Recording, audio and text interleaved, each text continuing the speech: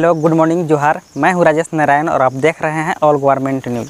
तो चलिए जानते हैं आज की मुख्य खबर को। नई नियोजन नीति का फिर से हो रहा है विरोध। आज चलेगा ट्विटर पर अभियान। युवाओं का कहना है कि ओपन फॉर ऑल नहीं चलेगा। जैसा कि बताया जा रहा है कि युवाओं से राय लेकर बनाई गई नियोजन नीति का विभिन्न जिलों में युवा ही विरोध करना शुरू कर दिए हैं। युवाओं ने मुखर होकर कहा है कि यह नियोजन नीति नहीं बल्कि छलवा है। पहले झारखंड के युवाओं के लिए नौकरी सुनिश्चित करने के लिए नियोजन नीति बनाने की बात कही।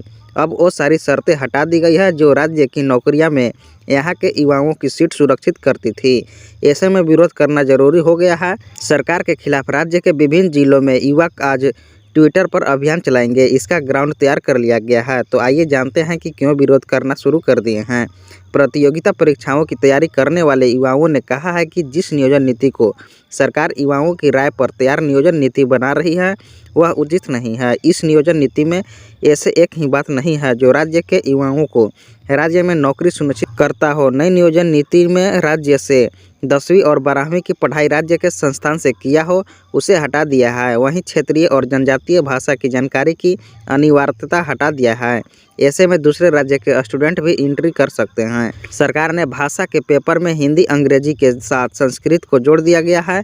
साथ ही नई नियोजन नीति में 40% सीटों का ओपन फॉर ऑल कर दिया गया है। युवाओं को इसकी जानकारी मिलने के बाद राज्य भर में विरोध के स्वर उठने लगे हैं। राज्य में विभिन्न जिलों से विरोध के स्वर अलग अलग रूप से दिखने को मिल रहा है।